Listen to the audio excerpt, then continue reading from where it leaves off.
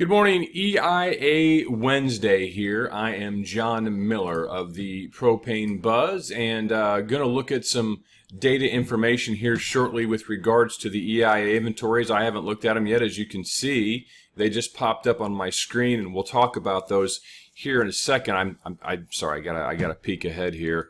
Move this over to here real quick. 2.4 build. We'll talk about that more in a second. First, let me say something about my friends at Energy Distribution Partners. I've known the leaders of this company for quite a while, dating back to when I started in this industry in 1996, and they've been growing both organically and through acquisitions with a formula driven by the good old-fashioned values of trust and integrity, with a desire to protect your legacy, which I know is very important to many of you. You spent a lot of time building it. You can see the link below this video or their banners on any of the mailings that we send out. You can hear from actual retail business owners that have sold their businesses to EDP, and you can take it from them. So if you're even remotely thinking about selling your business in the next couple of years, give these guys a call or send them an email. They have the experience, and you can trust them for sure.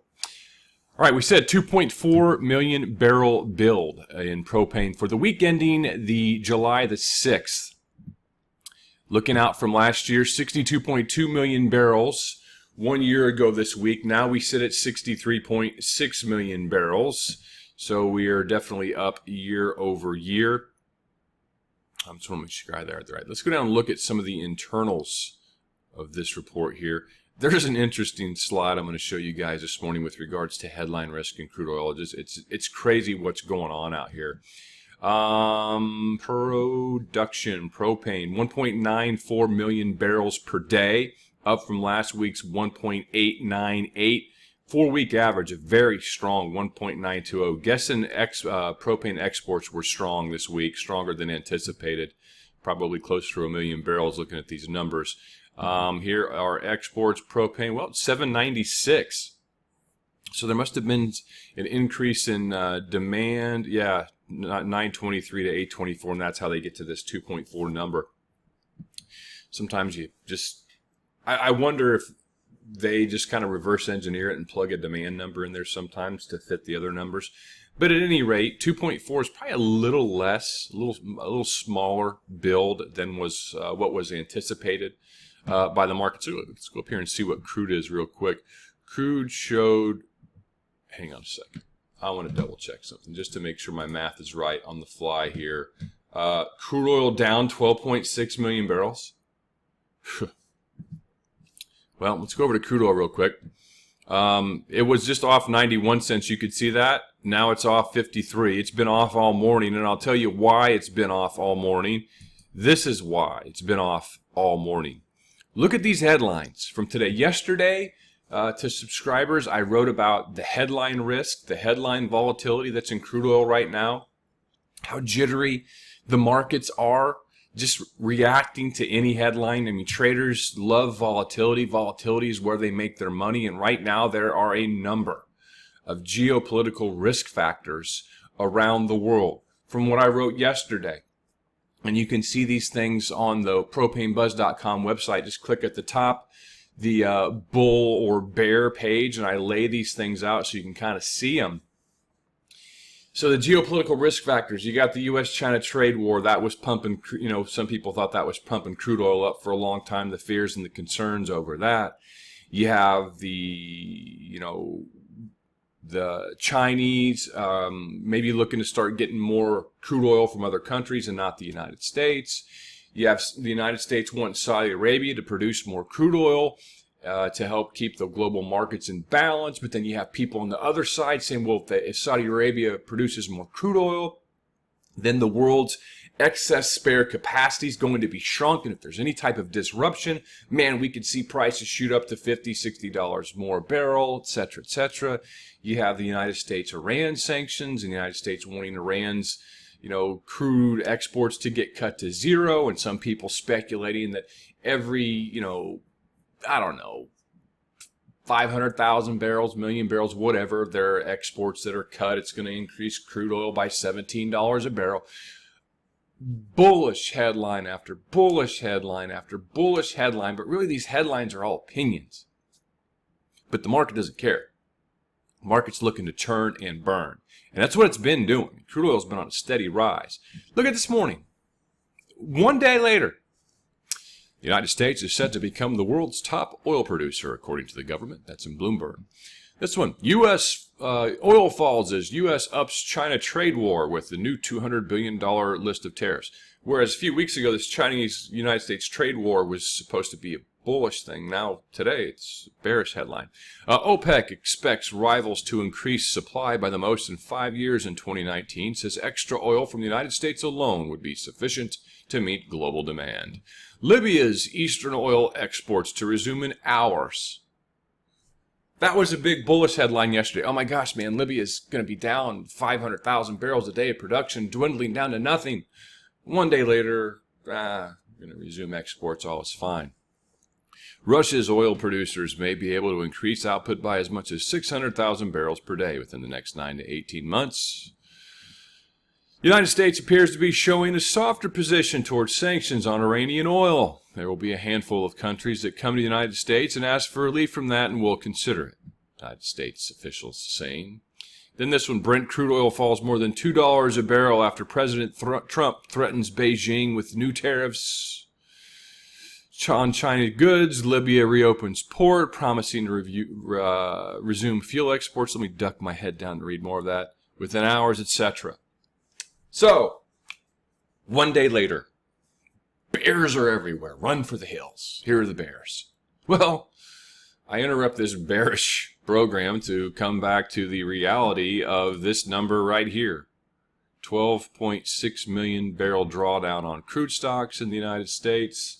See if I can see where Cushing is. Cushing stocks drew down 2.1 million barrels. So now, we looked at this a minute ago. Okay, so it's still down. So it'll be interesting to watch this as the day goes along. Will these bearish headlines mean much? Will they matter much? I'm going to pull up another window here while I've got it. Because so far today, we've seen Conway actually trade stronger than it did yesterday. And looking at Mont and Bellevue, the last deal's done, and Bellevue's traded actually down from where it closed yesterday. Let me go over to this page real quick. Come on, load up. So yesterday, Conway was around 73.93 in the average, Bellevue 97.5. Bellevue's traded at 96.5. Conway's actually traded at 73.75, so it's down a little bit as well. This is the trajectory of daily prices since June the 3rd. Big tick up yesterday. Show you that right here in the let's see if in the curves number you saw a big tick here. The out months, everything was stronger yesterday, significantly stronger. I think a penny and a half is a significant move. Well, it used to be back in the 90s when if it moved over a quarter. The summer I started in 1996, it was a pretty big day. But it was a big jump. You're looking at this right here. There we go. So we were 95.75 Monday. Bellevue 97.5. That's almost a 2-cent jump. So it was a pretty big move. We'll see what today has in store before it's all said and done. Man, isn't it crazy to see these day-to-day changes in headlines and expectations? And bam, there they go. This is the propane to WTI crude spread right about now. Bellevue, at least yesterday's close, was 55.32% of WTI. Conway still 41.94. This here is the Conway to Bellevue differential, still very, very, very, very strong. But there's just nowhere for the Conway product to go. And this is what that spread looks like since June the 3rd. 24.10 2 days ago, 23.57 yesterday. So what to do? That's what a lot of you ask me, and that's kind of what I'm here to do. We talk about it, write about it a lot. Those of you who've been subscribing to the website, appreciate that. You've been getting a number of updates every day. Hopefully it's making you feel more informed and more confident in your purchases. I've had great feedback from many of you saying that it's been doing just that for you, so we appreciate your support and the feedback for sure. And today, for those of you who are not subscribers, launching a 7-day free trial. You don't have to enter any credit card information. I'm confident enough in what I do that I think you'll see value in it. I don't need your credit card. Go ahead and sign up for it. You got 7 days to read it all. After that 7 days, sign up if you feel it's worth it. I think that it is. So again, back to what to do.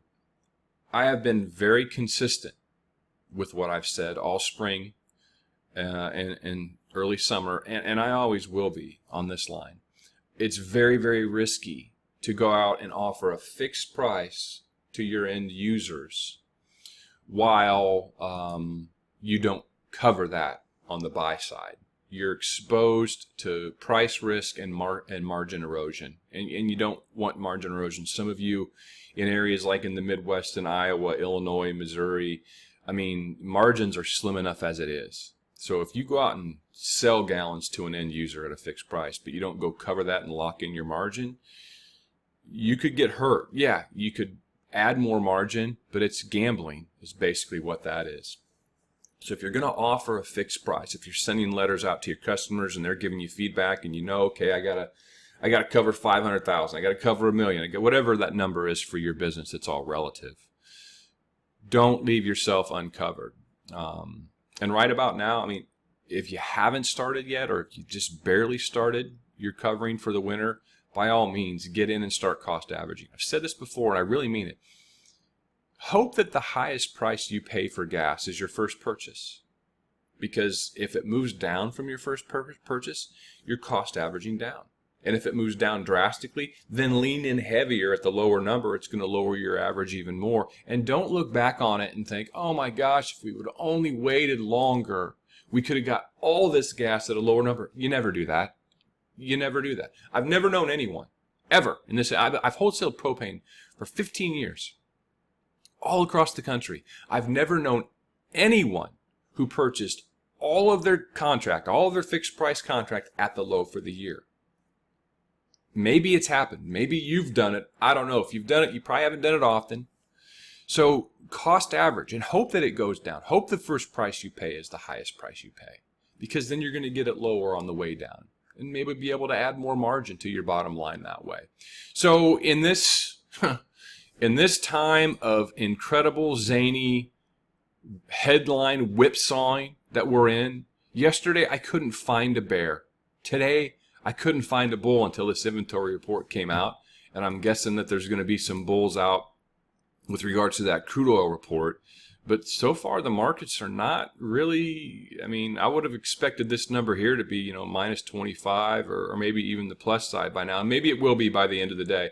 Happens a lot. I'll send out a report, send out an email, hey, crude's down 75 cents. And then by 2 hours later, it's up 25.